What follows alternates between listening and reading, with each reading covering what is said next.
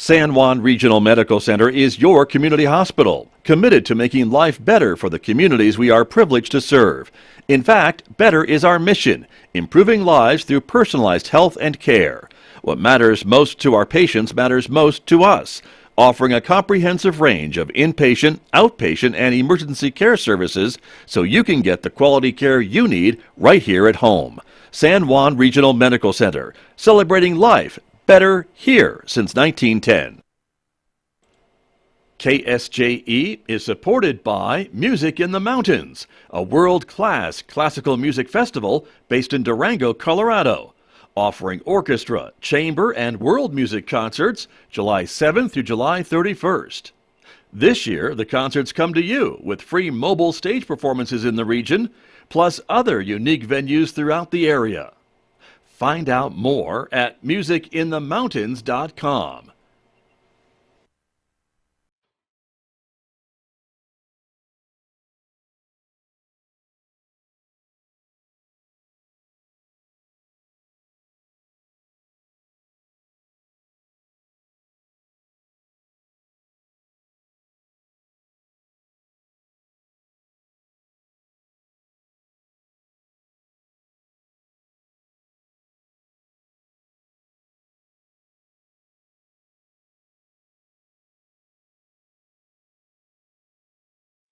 "11 minutes past 8 o'clock. It is Thursday morning, the 7th day of the 7th month, 2022. Good morning, everyone. I'm Scott Michlin. Thanks for tuning in to KSJE 90.9 FM, of course, over the air here in San Juan County, New Mexico.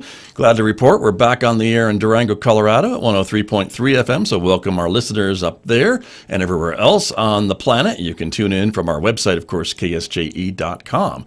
This is a visual radio station as well, supported by the community, so we welcome our viewers who are watching the video stream. It is going out live this morning to the KSJE Facebook page, our YouTube channel, and our Twitter account. So we're glad that you are with us this morning, everybody, as well. Coming up in the next few moments, my guest this morning, archaeologist Paul Reed, is back for his regular visit. He has brought a special guest with him. We'll be talking more about Chaco Canyon and its connections to the current Native American and Pueblo peoples in the region. That conversation coming up in the next few moments right here on KSJE this morning. Then later on this hour, we'll be checking in with the San Juan County Historical Society. They are presenting a special documentary they've been producing called Rambo of the Caracas Mesa. The event is happening next week. We'll explain more about what the film is about and a bit more about its connection to the history of San Juan County and more coming up later on this morning at 8:50 a.m. on KSJE. A reminder, of course, Mick Hess is on vacation, so he will not be with us next hour, but we'll play some classical music for you anyway, so you can enjoy that at 9:06 on KSJE. And it's baseball time. The Connie Mack World Series City Tournament continues tonight on KSJE. Our live coverage continues live from Ricketts Park. You'll hear the games at 5:05 and 7:20 p.m. tonight, all making way to find out who the host team will be for this year's Connie Mack World Series, which is coming up in, just a couple of weeks. So enjoy some live baseball action later on today, right here on KSJE. Connect with us on social media, including our Instagram page. And if you're a podcast person, you can subscribe for free to KSJE Podcast wherever you listen to podcasts and maybe discover a new program that you haven't heard before. Outside our studios here at San Juan College, it is the start of a sunny day today in Farmington and San Juan County, 67 degrees at the moment. We're expecting a sunny and dry day today with a high of 93 in Farmington, 56 tonight, 96 in sunshine on Friday. Take a look at the weekend, 97 with sunshine on Saturday, 95 for Sunday and Monday, 92 on Tuesday. So a drying spell for the next several days before maybe another chance of a scattered shower middle of next week. We'll see if that turns out to be or not. But let me turn to my guests who are here with me this morning once again from Salmon Ruins and Archaeology Southwest. Paul Reed is actually in the studio in person today. Good morning, Paul Reed. Good morning, Scott. I thought I would surprise you and actually drop in. Right. So glad you dropped in. Great to be back. That's excellent. And you brought a special guest with you, too. I did indeed. Which I appreciate very much. Clark Tenakhongva is here from the Hopi tribe. And good morning to you. It's good to have you here as well. Aloha. Good morning, sir. Thank you for coming in. Appreciate you being here as well. And Paul, you have brought Mr. Tenakhongva with you this morning to talk a bit more about Chaco Canyon and this current discussion about the land surrounding Chaco Canyon and its relationship to Pueblos and tribal peoples in the Southwest, correct? Right, exactly. Clark was one of our featured guests in the film that we produced that we let out in May. And this was talking about the move on the part of the federal government, the BLM, and the Department of Interior to withdraw lands, the federal lands around Chaco in about a 10-mile area from future oil and gas leasing, and to protect, essentially the irreplaceable heritage, the Pueblo heritage, and the cultural center that exists at Chaco Canyon. So I thought it would be wonderful to have Clark drop by and have a chat about what Chaco means to Clark and to the Hopi people. Exactly. And Mr. Tenakhongva, you're a former vice chairman of the Hopi tribe. Yes, I had the opportunity to serve the nation for 4 years. Mm-hmm. And so you have some familiarity with some of these issues, right? That from the tribal level and also personally. Personally, first of all, from the tribal level, yes, I got engaged with it with the All Pueblo Indian Council from the request through some of the Laguna tribes and other tribes from New Mexico when they started doing the push to protect Chaco, and also been involved as one of the commissioners for Bears Ears. For 4 years I served, and very fortunate in the end, towards the end of the administration in 2021, got to have that reinstated back as a national monument through President Biden. Right. And so talk to me a bit about the connection with Chaco Canyon to you personally and to the Hopi tribe, its historical connections. Well, Hopi has a long history, probably longer history than some of the other tribal nations or groups that have had connections throughout the land of here, of what we call North Americas. Ours is primarily a central gathering point. That's where Hopi has said that a lot of what we do ceremonially today is still intact. We ended up gathering there as various groups or clans, as what they say, throughout our migrations, gathered there at Chaco, and as what has been studied and brought forth by the non-natives, saying that was a central trade route throughout the Americas in the Southwest, all the way from Mexico, all the way from Canada and east and such. Items that's been found there is no place else. You're not going to find it out here in the middle of New Mexico or Four Corner regions. So we believe that our history is that we are an essential part of Chaco. Some of the ceremonies that we still do, like I mentioned earlier, is still what we did there. Brought that forth, and what I guess in a way of studies, and you go and refine a product, and that's what we did with the ceremonies, coming together as groups. We took that to the mesas that we currently occupy. We have 3 mesas that we live out in northeastern Arizona, composition of 12 villages. And throughout 12 villages, I would say 7 of them still carry on the ceremonies that we did in Chaco. And so personally, that has a big connection with me. I cannot just say this loosely and say, I go to church every Sunday. The church started there. The services started there in Chaco. And in 2022, we're still doing the same ceremonies that were there 800, 900 AD. And that's amazing to me. And the stories, this information has been passed down from generation to generation as part of Hopi tradition, then, correct? Yes, because Hopi, when we did our going back ancestrally, when Hopi came to present-day Hopi today, there was approximately 75 clans. And today, out of the 75 clans, we have about 30 to 35 clans that are still in existence, practicing the ceremonies. One of them that's really heavily still engaged is probably the snake dance ceremony, the Kachina dance ceremony, the basket dance ceremony, and the men's and women's society ceremonies that we conduct in a year-round cycle of what we do.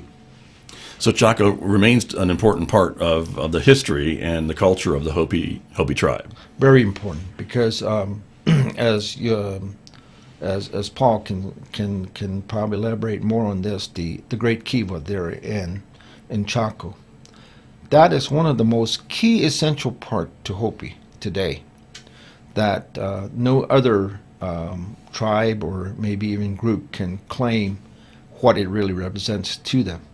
Hopi knows what it represents to them, but that's, of course, private information that we keep to ourselves. But we have that connection to the big kiva there in Chaco.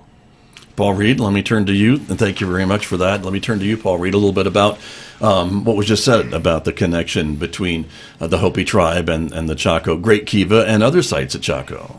Yeah, I think one of the things that, for me, that is most amazing about Chaco and what I've learned, especially over the last 10 years of partnering with folks like Clark, other Pueblo leaders, and folks who have close, deep connections to Chaco, is that Chaco is not an empty archaeological site. It's not a vanished civilization, and this is really not the way to frame it properly. And as a non-Indigenous person, I recognize that many parts of the American public and our listening audience are fascinated with places of the past, and they want to learn and understand them. And we encourage that in the work that I do. But what I think is really important is to understand that there's deep, deep continuity between places like Chaco Canyon and the modern Hopi tribe and the Zuni tribe and the Acoma tribe and other groups. So this, for modern Pueblo folks like Clark, is not some empty place that they go back to. It's a living place that still has deep connections to the way Hopi people live their lives today. And so that, I think, is sort of the message that I would like to help broadcast and reemphasize for folks, is this is a very active living place.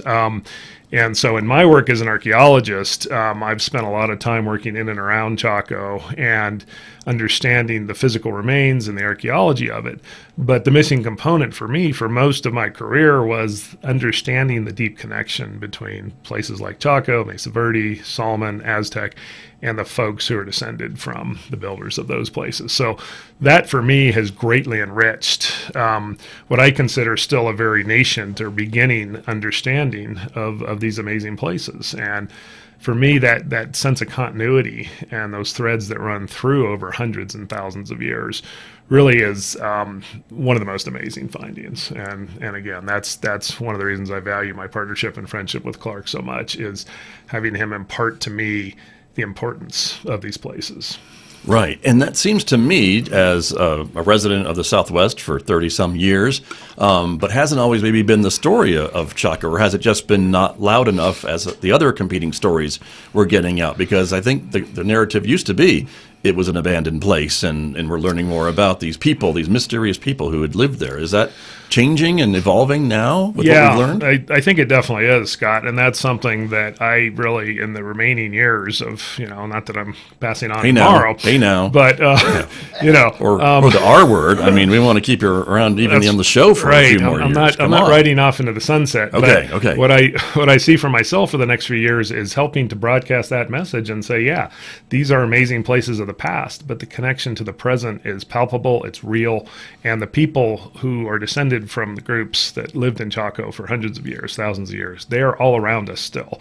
So let's continue to make those connections. Let's not push Chaco into a corner of, this is really fascinating history, but this is all over. It's not over. It's an amazing place of the past with strong, deep ties to the present. And for me, that doesn't diminish the story in any way. It enriches it from my perspective. And so I think we should really reframe this in a very positive way. And, if we compare Chaco to Stonehenge and places in Europe where we really don't know the people who built Stonehenge. We don't know who they are. One of my favorite areas, of course, is Ireland. I have to bring it up every time. Ireland has amazing sites from, the late Stone Age and the early Bronze Age that are 5,000 years old. Archaeologists studying Ireland really don't know what happened to those folks or who they are today. We don't have that issue in the Southwest. We have amazing sites, and we have the living descendants right with us here. So we can make that story, we can understand that story, and we should enrich that story with what we understand from Pueblo people, the Hopi people of today. Right, and it's part of that missed message maybe, and I think it was part of your film as well, was that I think you had someone speaking in the film about that the Native Americans, maybe their voice isn't as loud as some of the non-Native voices to broadcast this and get the message out. And now they're finding their voice, maybe with your help and others, to get this message out, that this is part of their culture, part of their history, and dates back generations. Exactly. That's a strong message that we want to bring forth. It was Octavia Seotewa from Thank Zuni you. in the film who brought up the point that, Native peoples, indigenous peoples in our country don't have a strong enough voice to protect these amazing ancestral places. So again, this is something that the organization I work for at Archaeology Southwest has recommitted ourselves to partnering with groups, descendant communities, indigenous people, and bring those voices to the forefront to protect places that are of immense importance. And that's, again, why partnering with Clark has been so wonderful for me. Right. Thank you very much. And let me turn back to Mr. Tenakhongva to ask you a bit about this this zone around Chaco. As we've always said, the park itself is protected, but there is concern about the lands around the park and development and things along that line. There's a proposal, right, to remove about lands within a 10-mile radius from development around the park. Why is that important to you and important to the rest of the Hopi tribe? Well, first of all, I think all lands are important to everybody, put it that way. Mm-hmm. And we look at it as far as protecting or using the resources of land in various ways. In this case, there's a lot of development as far as you talking about oil and gas drilling and so forth. The destruction of some of the very important sites that are there. Paul just brought up something, which I really would focus on. Many of the countries outside the United States, they go up and beyond to protect such precious places as Stonehenge. You've got a couple places in Canada. You've got Egypt. You've got South America. You've got Mexico, where the countries, actually, the government gets engaged into protecting the historical line of people that were there at one time or another. Only here in America is it like what Paul said, and others have, Octavius said. We're the first people here, but yet we have no voice as far as going to say to our government, saying that, look, please protect some of these sites for us, because ancestrally it means a lot to us. Ceremonially, it's still a part of my connection to and where my roots come from.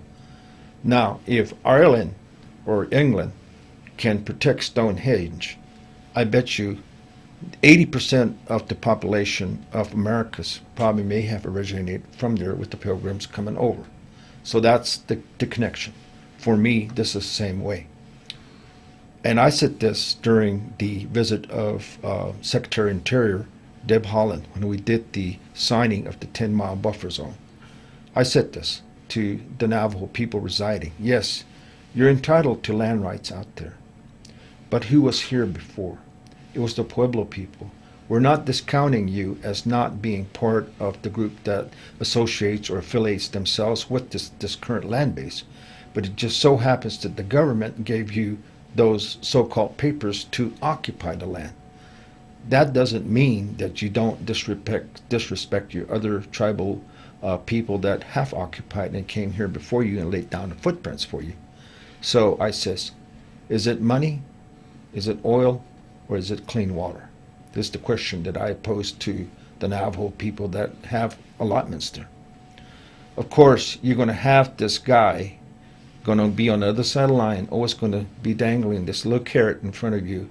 And what are you going to do? You may buy into it, but is that carrot going to sustain you for the next 200 years if we continue with the gas and oil mine drilling out there? Because this is the way I'm looking at it, because we as natives always say, and other cultures and people say, water is life. And you know how it is in the Southwest out here. We're going on approximately 20 years of drought now. Water is so precious right now that it's going to be something in the end, I think, all of us four corner regions are going to be engaged in with both the state, federal, and the government as far as water rights go. And this is where this whole issue leads to, not only just the protecting of the region there, but eventually, what are we going to survive on? Are we going to survive off of oil or money, or is it water?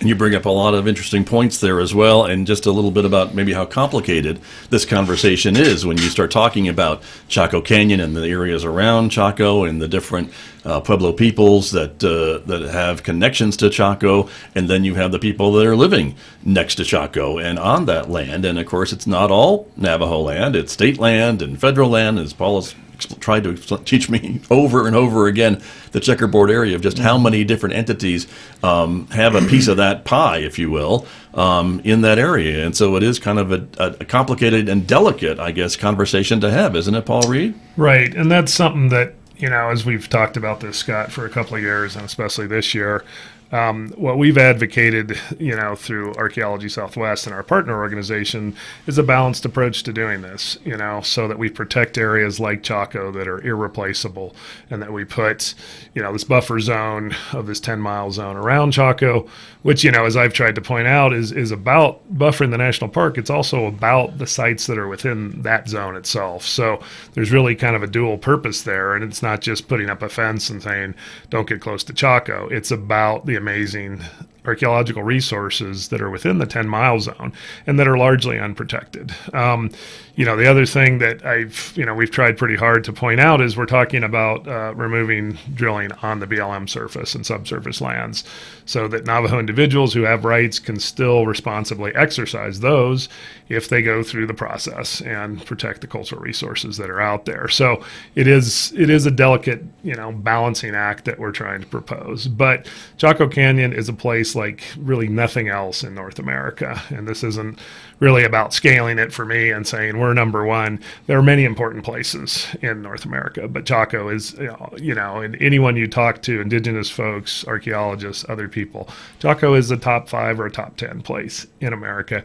It deserves the highest level of protection that we can give it. And I think that we will all benefit from partnering the different groups who have somewhat different interests, but finding that middle ground to say, this is a place we want to protect, and this is something that we can get behind to do that. And I think that, removing the federal lands from leasing is a very important step to doing that. And again, it doesn't impact property rights for any non-federal holders of lands.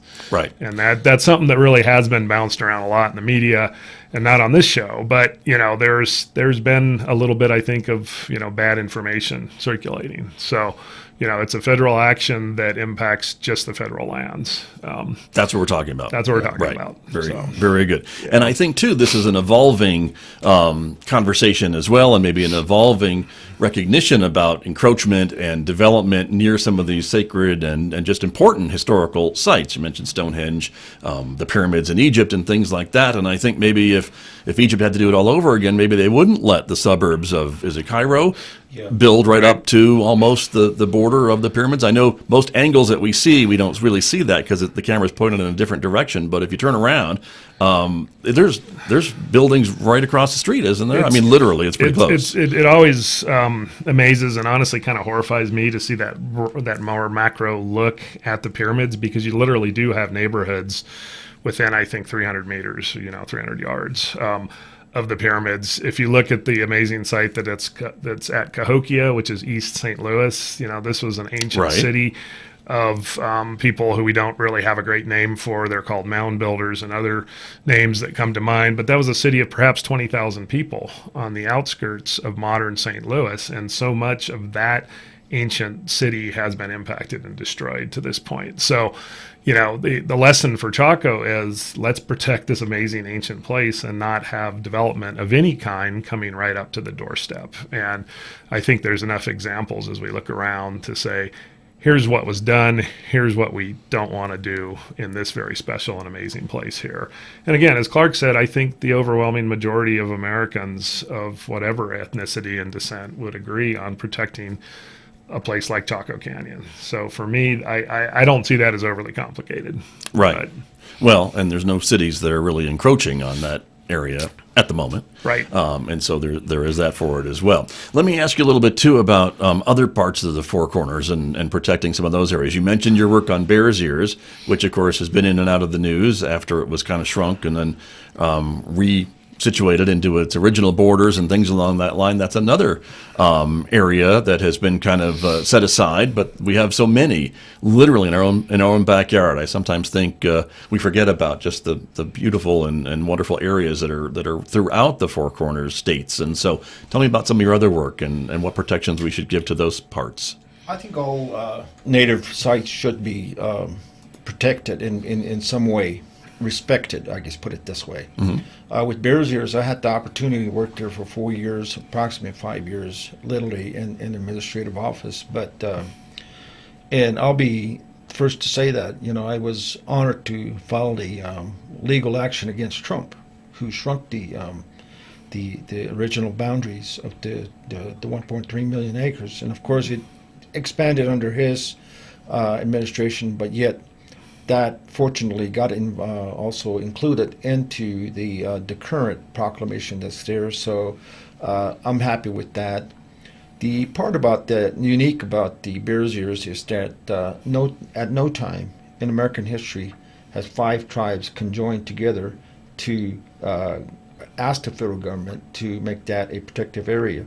So currently, with the proclamation in place, and this just happened about 3 weeks ago, that they finally put the land use agreement between the federal government, the state lands of Utah, the Forest Service, BLM, and others that were involved. So that took place. So now that's going forward.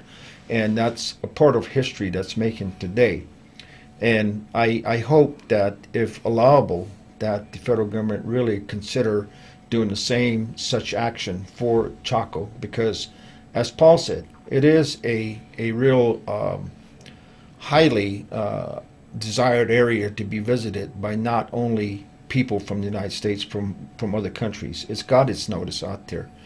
But around with the 10-mile buffer zone is that it needs that protection, whether it's from mining or drilling, or, like you're saying, maybe Albuquerque's 200 miles away. But with the rate of population growing here in the United States, who knows? In 10 years, Farmington might be at the doorstep of Chaco, like we used to surround as Aztec right now. Right. We're right around Salmon Ruins. You're right up to the doorstep of Mesa Verde. You're right up to the doorstep of Bears Ears. So it's not so much of a question, when will this happen? But the part is that, do we make the same mistakes as what Cairo did? Do we make the same mistakes as what happened down in Mexico City? These are some of the fine examples that have happen throughout the world. That let's not be like the rest of the world, what they do, go and destroy historical sites and such like that, because that's our history. It's in the books. But yet, at the same time, here, it seems like out here in the Southwest, I would say particularly, is that we've been at the doorstep of the federal government and other state agencies, but yet it's just ignored. It's ignored until something so drastic happens that it's coming down to the point that a comment I made also on behalf of Bears Ears is that Native Americans, or Hopi, and other Pueblos are no longer fighting the battles out in the battlefield with bows and arrows. It takes money, because why? We're now fighting our battles in the courtrooms of the federal government. And so that's something that many tribes don't have, those kind of resources. So other people look at you and says, oh, okay, eventually we're going to win anyway, because the court's going to rule on behalf of us. Their resources are going to run out, and they're going to quit fighting us in the long run. Right. But your voices are getting louder, I think, don't you? I think so. Yeah. With some of us that are doing the advocacy on this way of not really being very, I guess, in a way, disrespectful to other people that reside here, but in a common sense way, to educate others why it's important that maybe in unison, in working together, a better understanding that things will work out. It's not that it's got to be one-sided all the time. Right. There's room for compromise. Yes. Perhaps. That's true. We are just about out of time this morning, gentlemen, and I didn't want to leave the program without maybe, I have a note that maybe you could share a song with us. Clark, is that something you're prepared to do this morning? Yeah, I mean, I didn't bring my instruments. I forgot, Okay. I forgot, but I'll just sing it just out of A cappella, if you could. Yeah, a cappella. Okay. So I'm going to stand for this one. I Sure. don't like really singing like I sitting. understand. But this is something that I'm working on. It's a new song that still will be recorded probably in October of this fall. All right. It's talking about Bears Ears because I had so much connection with the Bears Ears. The song sort of starts out with I'm viewing the scene as from current day Hopi looking north, and from the north, from what they call now Bears Ears, we call it Honmuru and Honsomo, which is Ute Mountain. From there, the yellow cloud chiefs are rising. They've accumulated together in one section, and then from there they're starting to send their moisture clouds and the rains throughout the four directions. And once the people view that, the water is everywhere, abundance of water, the rain has fallen, the people are happy, they say thank you to the Creator. It goes something like this. All right. Quên nhà hòn mô đờ hòn cho môi hăng quê sẽ cơ hô mà hô mô nghe từ hô mê cơ cơ va ta hàng bờ mà quê quê biểu mà nê Pamayoy palay tawa pagyavanana kusani yoyingal pava patal pava anghuma tayemuyune Asquale qua que tu tane hma Asquale qua que tu tane hma Hello hello hello hello hello hello hello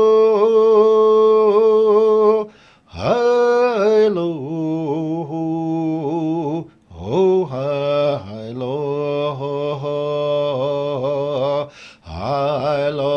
hello hello hello hello hello hello oh hene Kwa. Thank you. Thank you very much. Tark, that was amazing. Tark Tenakhongva, thank you for coming in this morning. I appreciate you being here. Paul Reed, as always, thank you for coming in, and look forward to our next conversation. Thank you, Scott. Always a pleasure, and yeah, that's great. We'll see you next month. You bet. Very good. My guest this morning here with me on KSJE.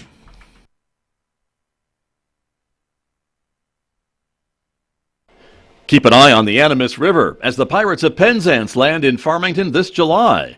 Gilbert and Sullivan's Comic Opera opens July 7th in Lyons Wilderness Amphitheater, with performances Thursday through Sunday through July 31st.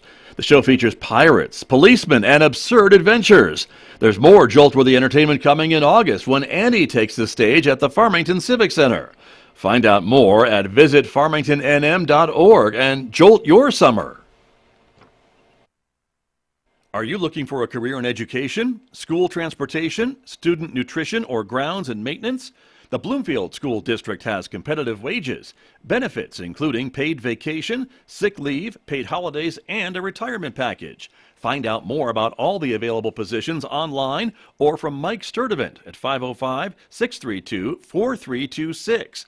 Bloomfield School District, investing in our future. Bloomfield School District is an equal opportunity employer. KSJE and San Juan College present the Student Success Coaching Tip of the Week.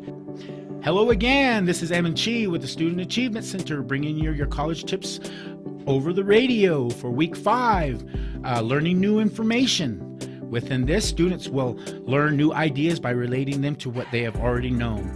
and then transferring them into their long-term memory. Studying starts in the classroom. Pay attention and take good notes. So when you're studying later, you're just reviewing information, not learning it for the first time. Whenever you're using a notebook, a laptop, or good old-fashioned flashcards, reviewing each line of your notes helps ensure that you will hit all the right information you received in class and might even remind you of a few things you would have missed otherwise. It's good to review notes shortly after class and then again a few days later. This allows you to take a break between edits and come back to the information with a fresh perspective. One of the study tips for college that can make a massive difference in how you approach new information is knowing the difference between memorizing the material and understanding it. Memorizing information isn't actually learning the information. It's just helping you learn how to repeat it during a finite time.